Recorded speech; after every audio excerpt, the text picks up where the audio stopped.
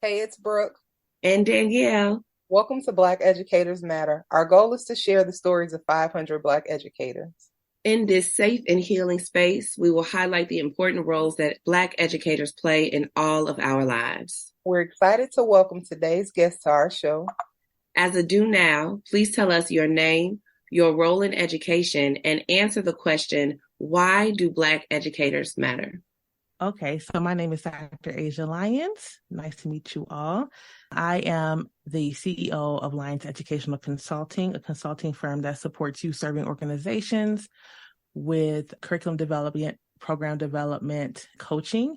And I am also a co-facilitator of the Black Educator Wellness Cohort here in Denver, as well as a co-host of the Exit Interview, a podcast for Black educators. Black educators matter because Black people belong in all spaces. Black people are the future. Black people are amazing. Representation always, and not just for Black children, but for children of all races. And our story needs to be shared. Our perspectives need to be shared. We are not a monolith. We belong in all places. So that's it. Amen. All right. Before we started, we went over a little bit, but do you mind telling us where you're from, where you're currently located, and can you summarize your K through 12 experience? Okay. So I am originally from Detroit, Michigan. Shout out to the D, the real D, not Denver. Was born in the D. A whole different D. Lived in Detroit from birth to 2006 and moved out to Denver to look for work because when I finished undergrad, Detroit Public Schools was closing schools across the district. And so my boyfriend, my husband, was like, well, let's just try Denver. He lived out here for a little bit when he worked in the airline industry.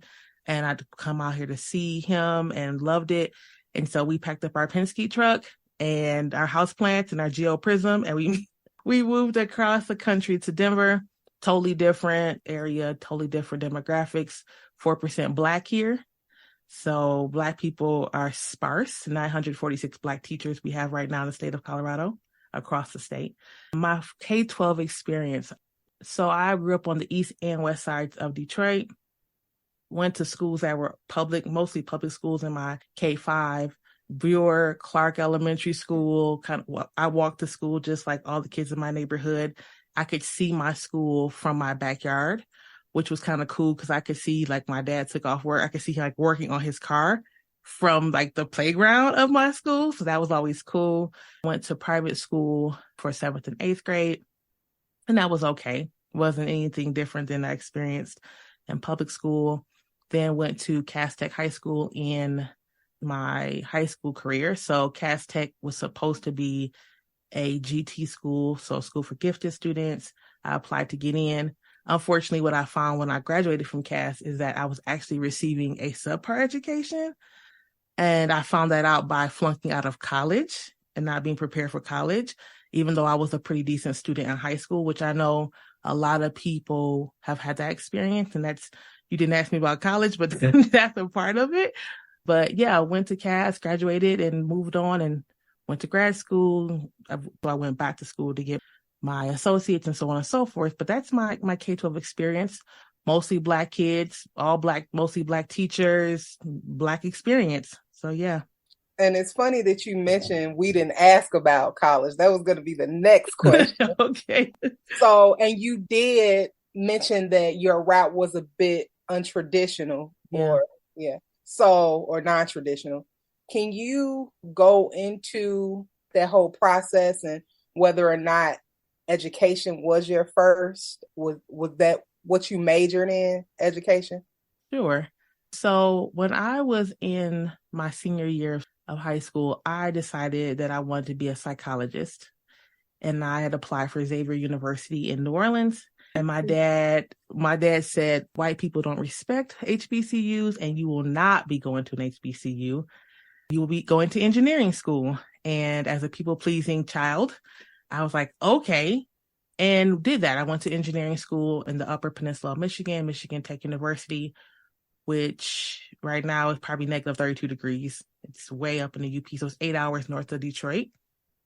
And was in chemical engineering because my dad wanted me to be an engineer. Did not understand what chemical engineering was, but it sounded really cool to other people. And then my second year, I flunked out. I wasn't prepared in my chemistry classes, any classes, didn't know how to study, none of that. And so I came home from school in the summertime and I had a feeling, I'm like, I don't think they're going to invite me back. And I got the letter like, hey, so once you get your grades together, you can apply to come back to school. But I had made the decision that I didn't want to be an engineer and it wasn't for me. And I wasn't going to try to go back up that road. So I decided to go back to school, which there was never an option of like, I'll just see what happens out in the world. I understood very much living in Detroit. I had to go to college. Didn't know the why, but that was the thing that had to be done. So I actually applied for a community college in my neighborhood. Well, not in my neighborhood, but on a bus route that my neighborhood went through. So the bus route came from my neighborhood to the community college. I didn't have a car, didn't have anything. So I was like, well, I'll just go there because the bus goes there. So I went to the community college. I filled out the paperwork, did my FAFSA, and I started off in business, actually. Was not sure what I wanted to do. And I was just like, well, business is pretty general. Maybe, I'll figure it out. And I got work study as a part of my financial aid package and was placed at the child care center at the community college, right?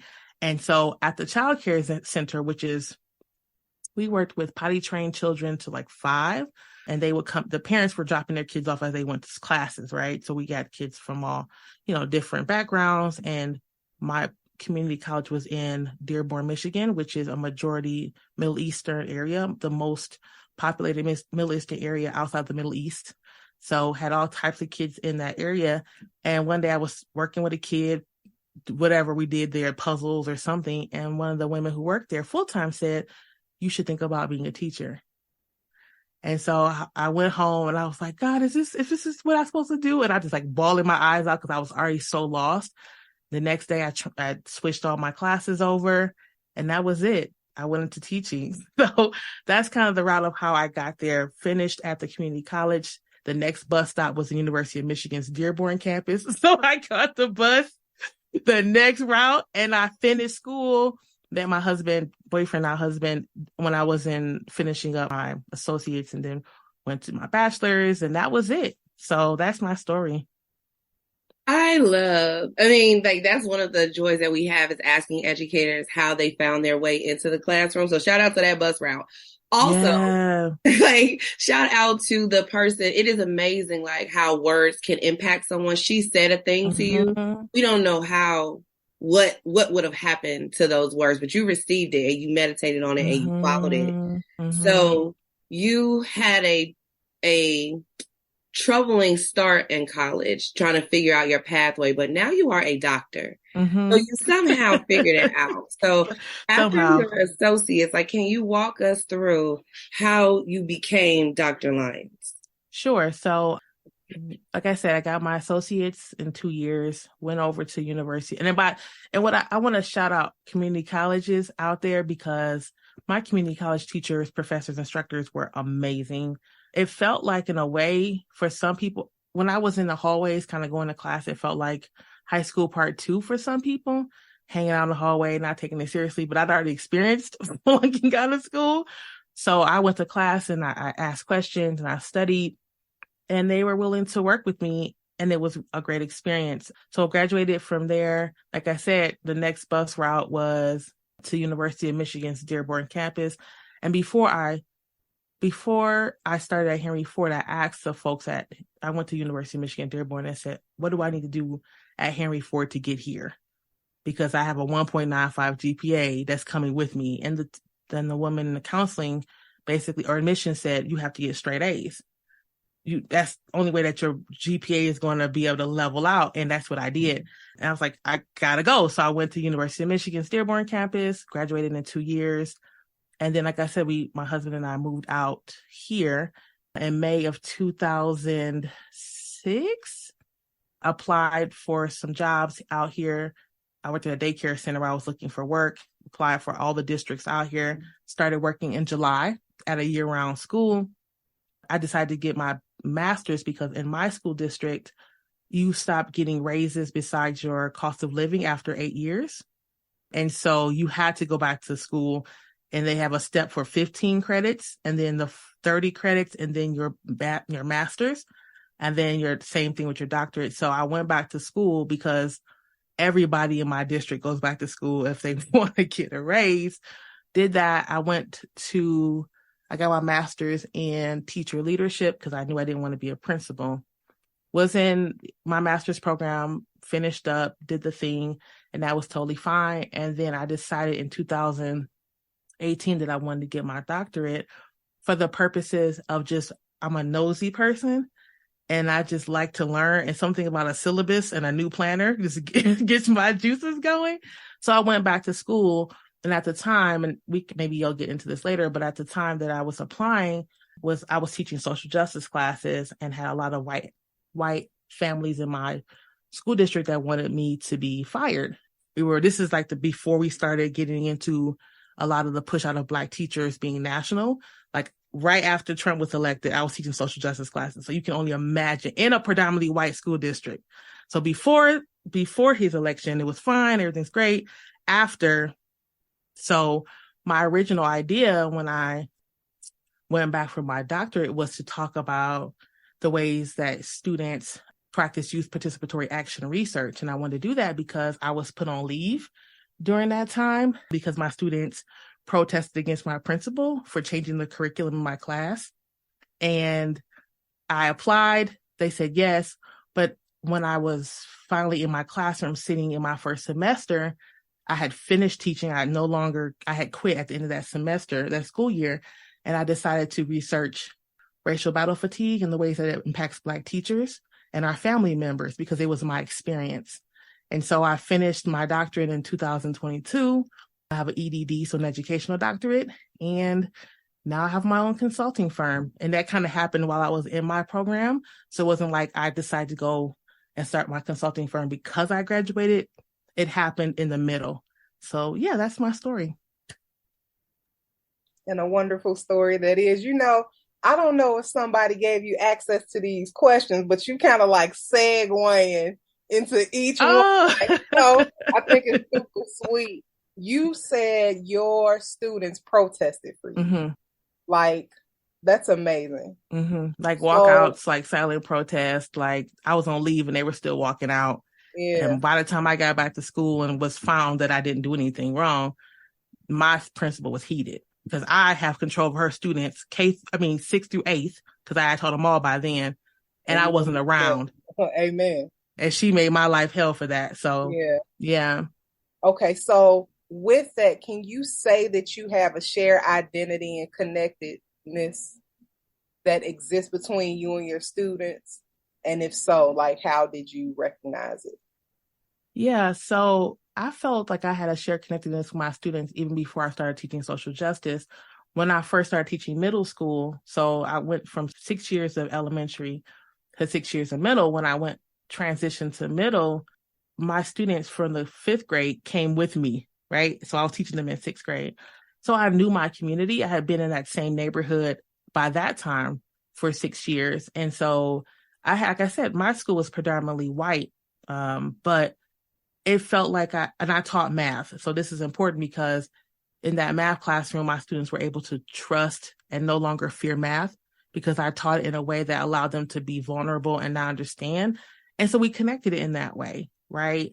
Yeah, when I talk about students walking out, I'm talking, imagine white students walking out. Imagine white students with a little piece of line paper stuck to a ruler and then like chanting in hallways, right? It's because I was teaching them about, at this time, math was some of the classes I taught, but I was also talking about race and gender and all types of things that they cared about because the class was built on what they voted on they wanted to learn, right? And so they were invested because it was something that they had helped build, something they had never experienced before. And so my students, I felt like I loved them. They loved me. It was great. I was that teacher. And in an ego way, yeah, I admit it, but I was that teacher and everybody knew it. So it was good. And I loved it. I really did. Yeah. I love that for you. I love that for your students. I love that for the school and the community. I love that you are an educator who was able to teach math and social justice. Because how do those two things go together? But you made it go together and you made it real for them. And you empowered them. Like you said, they were protesting because they had voted on what they wanted to learn about. This was something that they were invested in. Yeah. So that is quite the story. How long have you been in education overall? So I started my first classroom July 2006, and I was an instructor at University of Michigan. At University of Colorado, Denver, while I was in my graduate program, and I stopped doing that in 2022. So 15 or some odd years, I was in classrooms either with younger children or with pre-service educators. So as you think about your entire experience from your work study with the babies throughout all of your experiences with elementary and older students, how have you grown since you first began your career? And what advice do you have for first year Black educators? Okay. I will have to admit, my first year, if anyone out here understands the Houghton Mifflin anthology, I held on to that Houghton Mifflin anthology grammar and spelling book with my whole heart. Like I didn't know any better, but I figured if I could just stick to the books and I would figure it out. And then eventually I started to get into taking more risks and it took some time because I just wanted to make sure that I did right by the students. And I also we had tenure out here. So I wasn't a tenured teacher into my third year. So I just wanted to make sure I was doing right by my kids and I wasn't fired. Right. So a lot. Right. And over time, you get to a place where you ask a lot of questions and you observe and you see. And in my mind, I saw lessons for my students everywhere.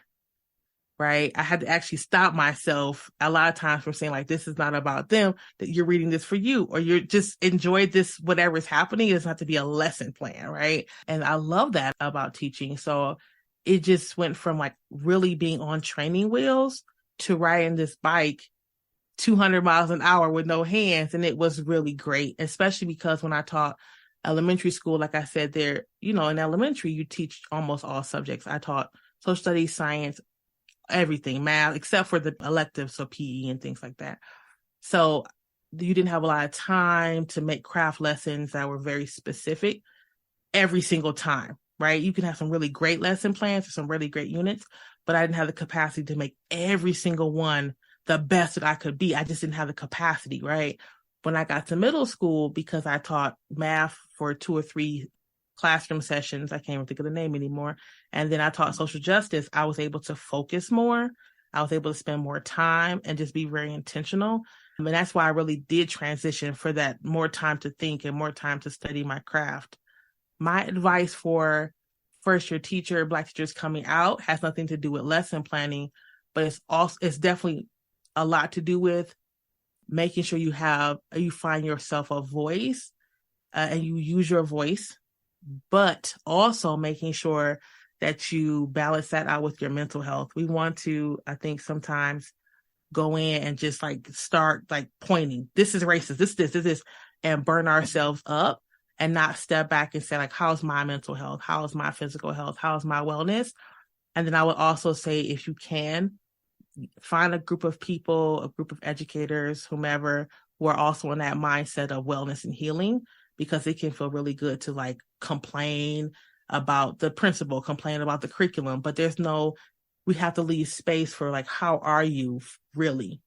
Are you well? That's the thing I think is most important, is having people who are going to help you to stay well in this space and really check you when you're not taking those days off like you should, making sure you're getting those appointments in during the week, having mental health days, things like that, drinking enough water, resting, and then sometimes even moving to a different district or leaving teaching altogether if necessary.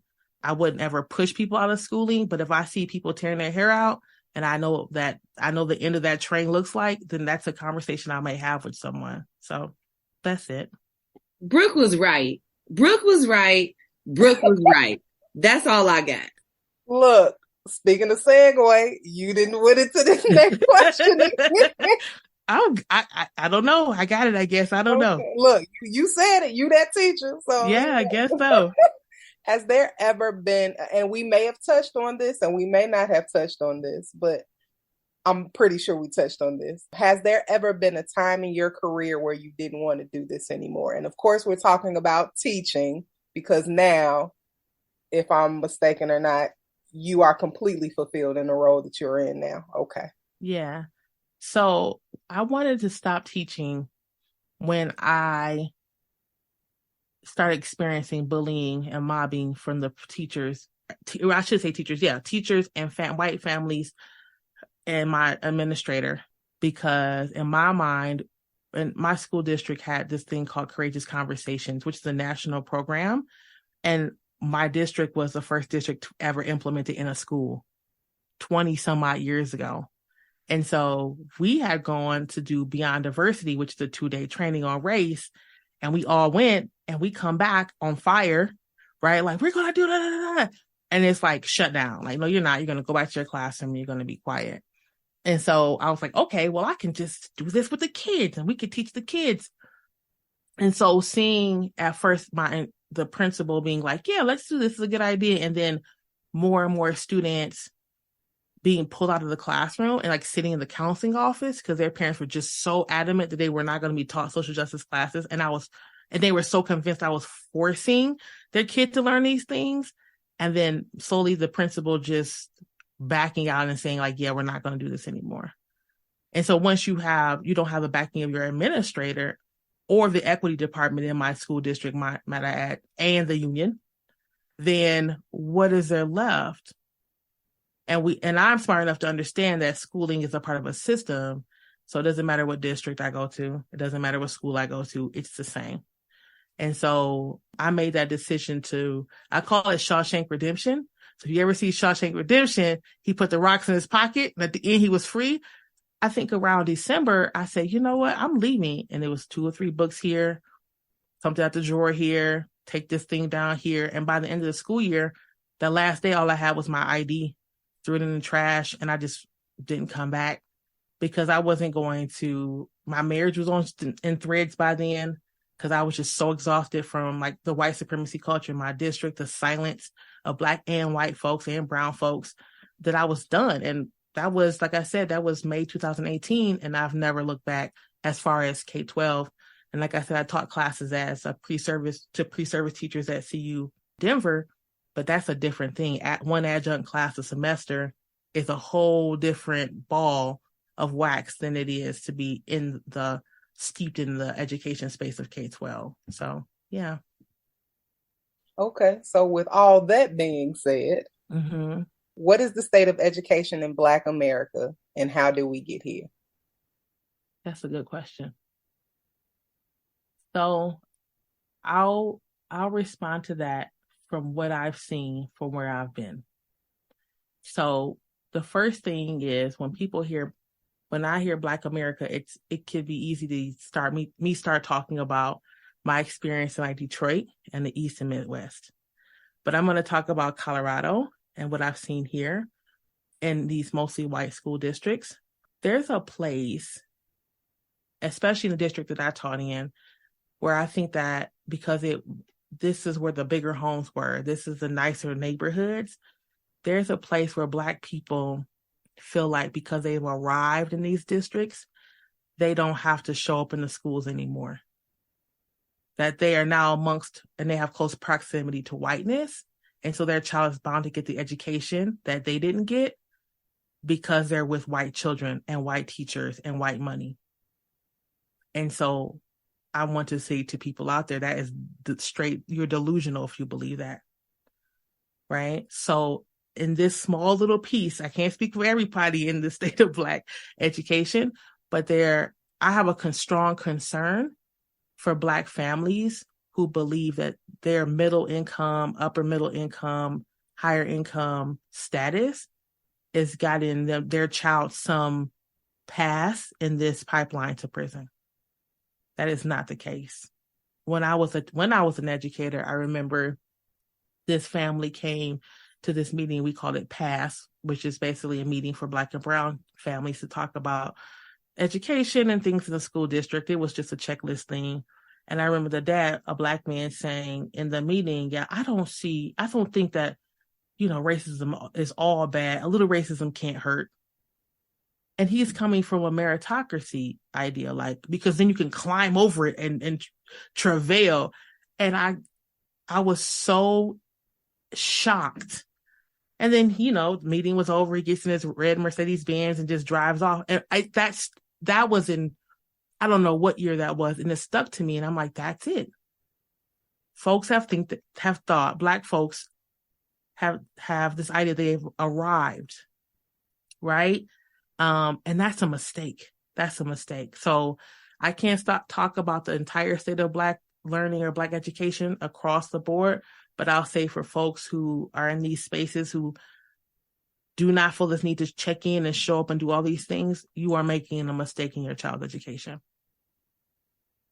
So thank you for breaking that down. It's amazing, the comments that we make in jest, but that's a joke, but that was not funny.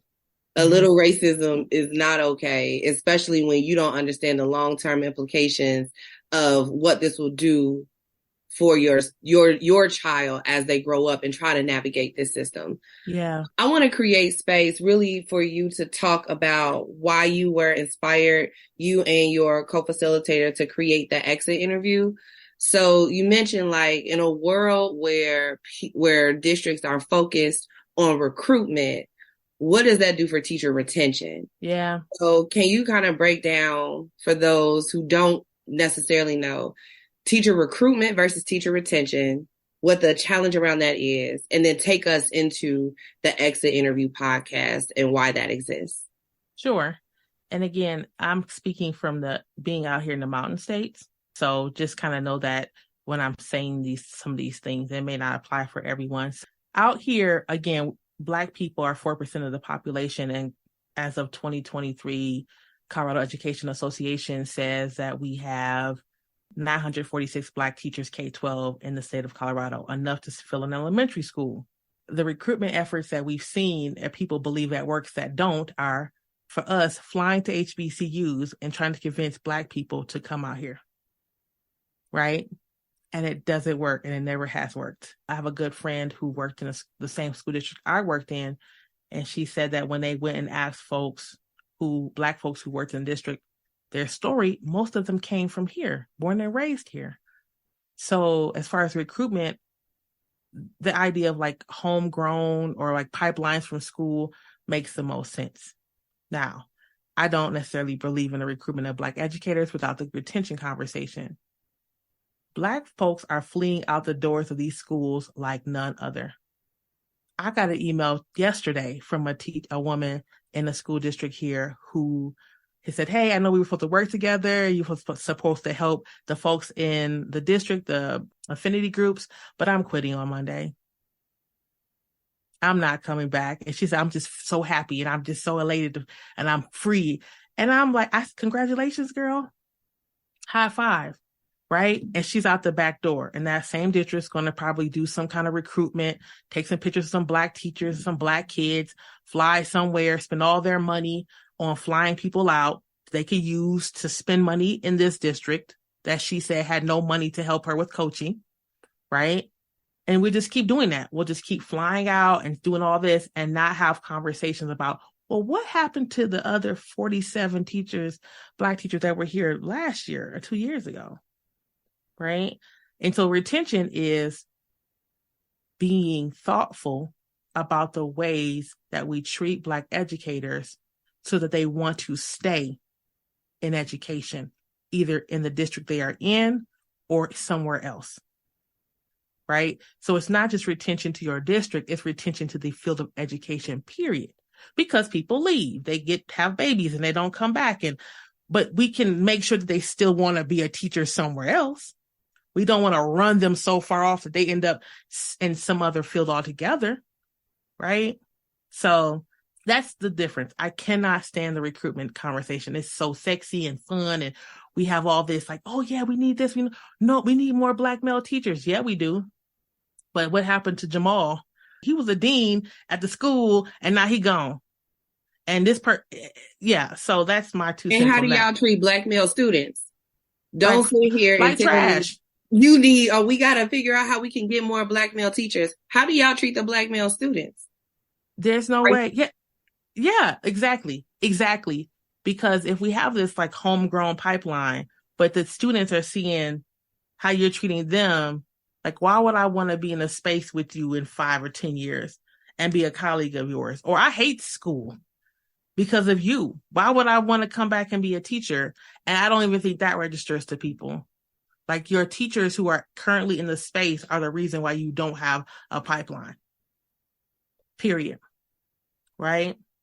As far as the exit interview, so when I left teaching in 2018, I made the decision that I wanted an exit interview with the superintendent of the school district. And they didn't, when I was there, offer exit interviews, full stop. And I was like, nah, he's going to hear my 2 cents. So I emailed him. I'd already left. It was that summer. And I emailed him like, hey, I would like an exit interview with you. Nothing. And I just kept emailing him until he responded. And so I took my sheet of paper and I had my list and I went to his office and I just told him everything. First of all, my administrator is racist, even though she has a Black son and a Black wife, she's still racist. And this and A and B, and I just did the whole thing. And, his response, we in Cherry Creek School District believe in excellence. It's just, they say what they say, but my goal wasn't to convince this man that Black people are human. My job was to say, you knew from the horse that this was a thing.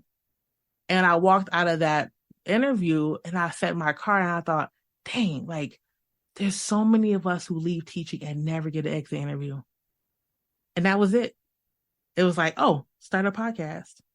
And so sometime later, I was talking to 2 friends of mine who run a podcast called Two Dope Teachers and a Mic. And I was talking through my story, sharing my story there. And in the break time, I said, I have an idea for a podcast. And they're like, yeah, let's do it. So for a while, we were a segment on their podcast. And then we just kind of broke off and kept going. And that's been it. We've been interviewing Black teachers who've left the field of teaching since 2021. We're in season 4. So, yeah. Shout out to the podcasters. And now before I give it to Brooke to ask the last question, because you were so brave and persistent and you kept emailing, demanding that your thoughts, your feelings, your experiences be received by the district, I just have to say rest in peace to Dr. Antoinette Candia Bailey from Lincoln University, because when you were saying that, like, I took my piece of paper and I wanted him to hear everything. It was this morning that I saw the email that she sent to the university, to the body, and it was everything. So the bravery and the tenacity for you to say, like, no, you are going to hear me out. I just want to applaud you. And again, just like with that bus route, just like with that work study, it's amazing how these experiences will take you where you need to be. So shout out to the creation of the exit interview. Okay, I'll turn it back over to Brooke. Yes, turn it over to me. But we missed a couple of things regarding your organization. How can people support your work? And do you have website and social media platforms? Sure. So for the podcast, we're on Spotify. We have our own website, exitinterviewpodcast.com. We're always looking for people to speak on our podcast. If you'd like to donate to the podcast, because right now it's just out of pocket, please feel free to email us to help to pay for, the editing and all those types of things. As far as, and we didn't talk about this, but as far as like the Black Educator Wellness Cohort that my friend and I run here in Denver, if you're interested in supporting that way, we also are looking for funders for that, because we have reached out to lots of foundations about supporting Black educator wellness. And so many of them are interested in reform or recruitment, and not any of them really are interested in retaining Black teachers, Black women teachers. And especially if it's not tied to student grades. If it's just like, oh, you're just doing wellness, but like, what about the grades? Like, what about this? It's like, this is what we're doing. Oh, no, we don't do that. We don't support this. We don't support that. So if you're interested in supporting our work of making sure that Black teachers who are currently working in education find a place of healing and wholeness, please reach out. My email is asia@Lyons, Lyons, educationalconsulting.com. And I live on LinkedIn. I'm always there.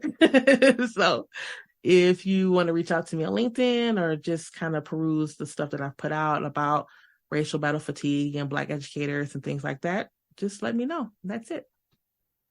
Dr. Lyons, you have all the receipts. And like you said earlier, you are that teacher.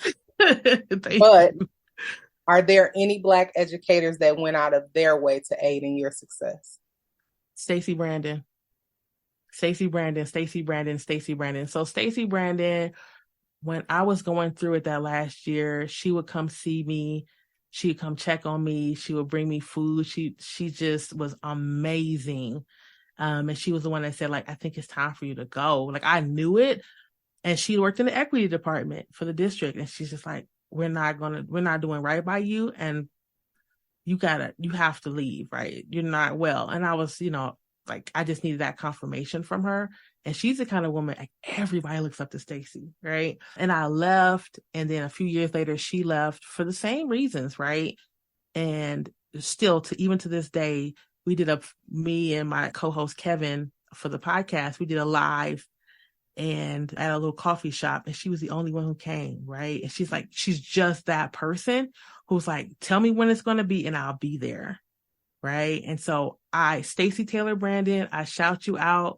You are an amazing woman. She does great things. She also has a consulting firm now, and she does older women wellness. She calls it mature women's wellness. And they do all kinds of activities quarterly, but yeah, I would always shout her out. She was a school social worker forever, just a great person. Thank you, Stacey. Thank you, Stacey. And thank you, Dr. Flowers, because I think that's how you found out about this podcast. Oh, yes. Yeah. Siobhan Flowers. Amazing. Yes. Yay. See, I love when there are opportunities for, even in these moments of isolation and loneliness, we still somehow seem to find our people. So shout out to finding your people. Brooke, as we close up, is there anything else that you would like to say? All right. Well, thank you again for joining us and sharing your story, Dr. Lyons. As a reminder, everything that you've done, it was, it is, and it always will be worth it. So thank you. You're welcome. Thank you. You're welcome. Thanks for having me.